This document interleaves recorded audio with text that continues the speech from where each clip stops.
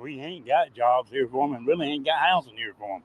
Some people in Sylacauga have concerns about the Haitians in their small town and how they are being brought here. Stop giving them money, not my taxpayer money. I mean, if anybody deserves it, it's our veterans and, it's people on the streets. I don't have anything against them.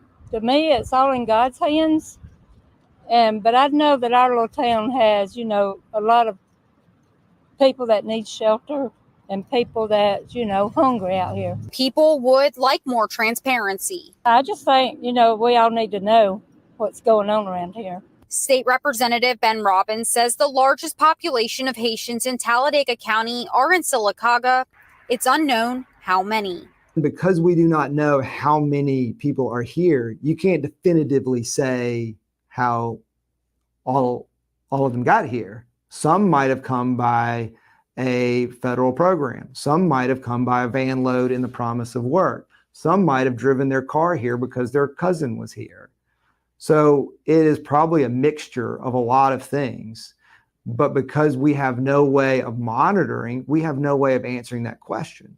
Robbins sent a letter to the Secretary of Homeland Security demanding answers. I think we as a community are entitled to answers as to these basic questions on where people working, why did they get here? How are they being supported? Robbins says it's unfair to the community that doesn't have the resources and in turn is unfair to the immigrants too. Why would you bring them to a community that does not have available jobs and does not have Creole speaking support systems? Why or how are you allowing this to happen? If you are not directly allowing it, you are indirectly allowing it.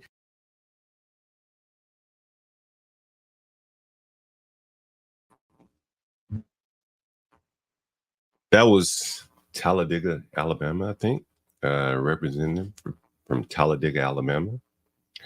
And he's expressing the same concerns that you're seeing all over these small towns from Springfield, Ohio, to Charleroi, Pennsylvania. And now we're going to see two new cases, well, maybe three, Albertville and Boaz City, two small cities in Alabama where the Haitian migrants are being bussed in.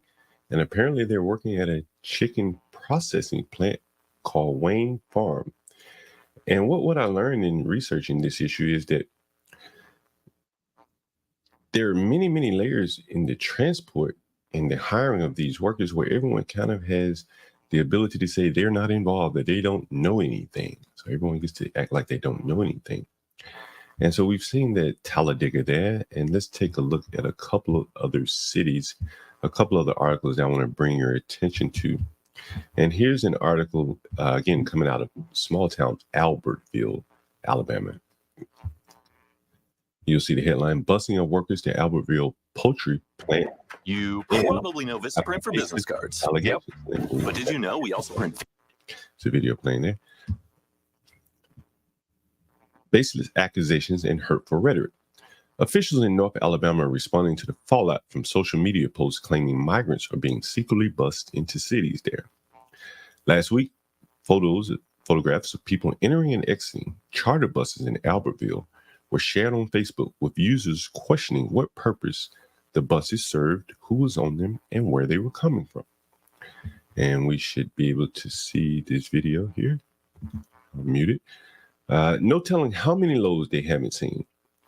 Our local government is more concerned about buying property and getting large retail to try to do anything about this. That's very interesting that, again, we see in every city, we saw it in Sylacauga, where the focus was more on getting up tax revenue than this stability and maintaining the fabric of the town here. And while we have this video playing, let's see if we can turn up the volume here. Speakeasy in Oh, no, it's another video. Again, no telling how many busloads that they have not seen. Albertville police notified the public through Facebook late last week that the buses were transporting workers. And here's what's interesting, and I'm not sure if it's in this article, but the company that's hiring the workers, the bus companies, all say they don't know who is responsible for transporting these people. And here's another article, again, from another small town in Alabama. After hurtful rhetoric about Haitian immigrants, Albertville gathers for prayer and healing. And just take a look at the demographics kind of the town of Albertville. They look very similar to Springfield or Charleroi. We'll take a look. These are kind of the pictures from Albertville here. Just some of the local residents. There we go. And from this article, there was a couple things interesting. I'll see if I can find it for you. It is a moment of healing in our community, and we all need to be more united.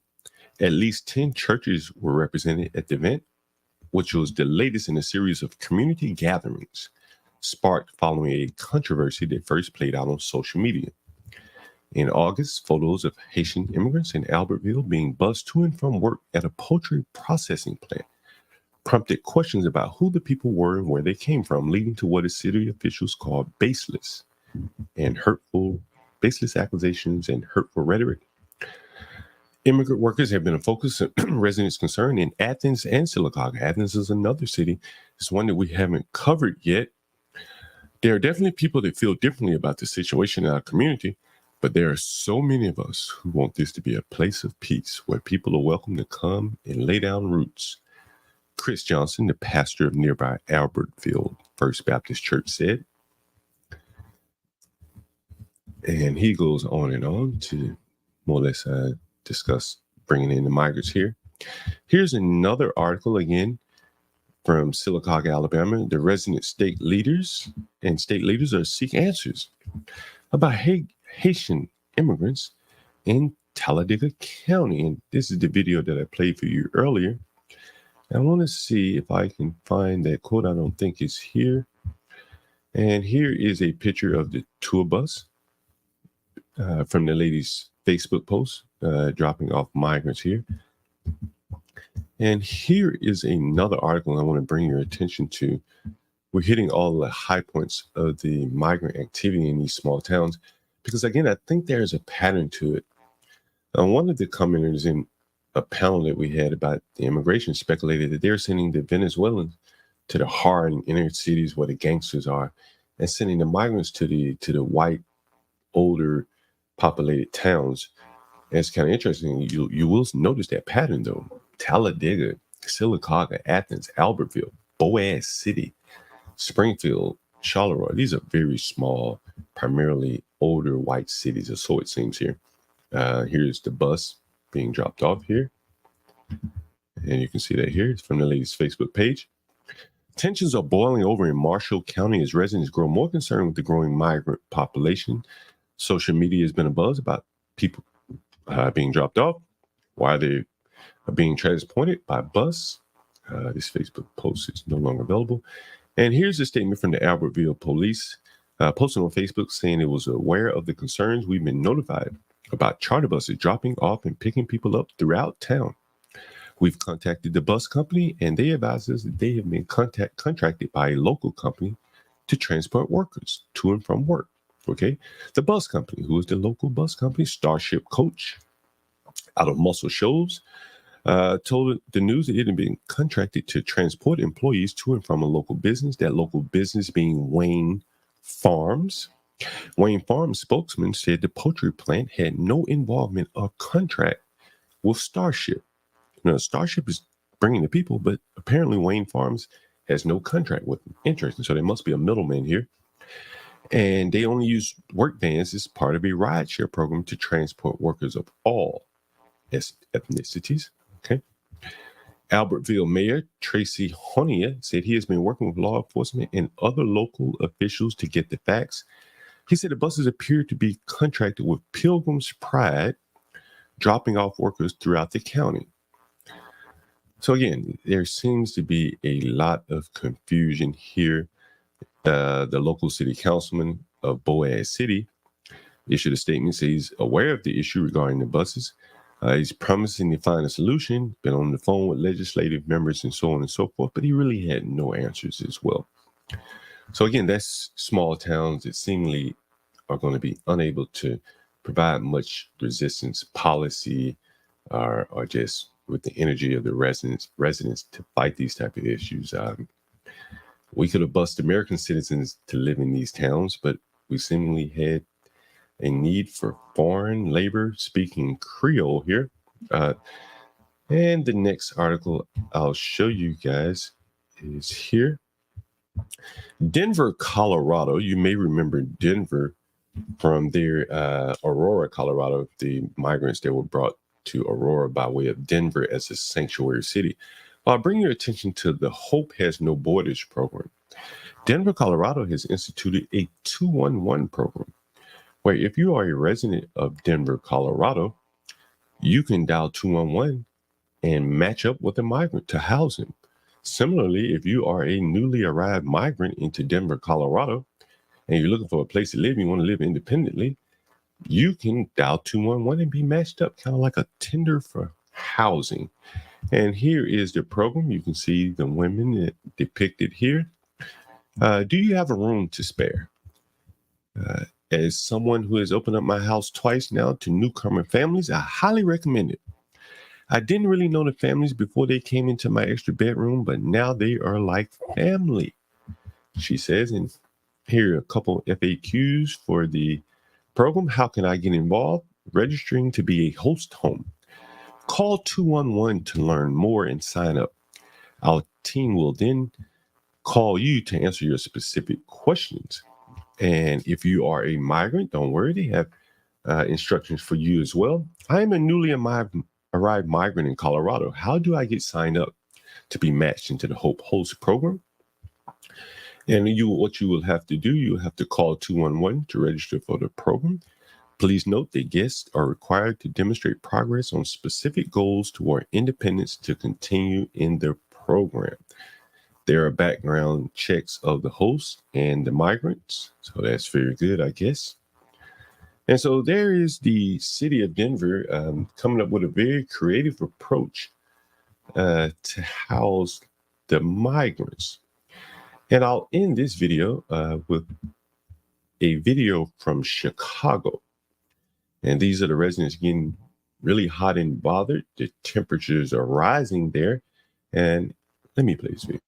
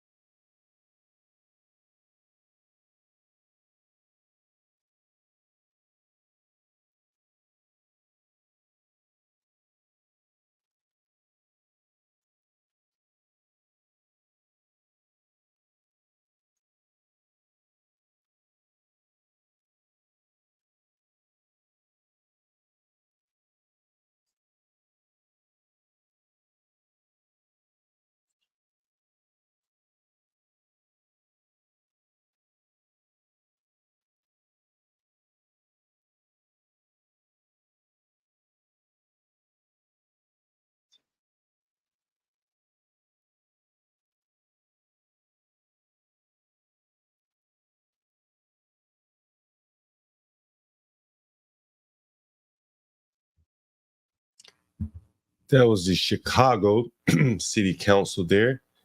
And then one more for the road to show you what's continuing to go on in Springfield, Ohio. So you heard the back and forth in the debate about what's true or what's not. But what we can tell you is true is that there are some serious car crashes happening in Springfield and in some of these other cities where the Haitian migrants are being brought.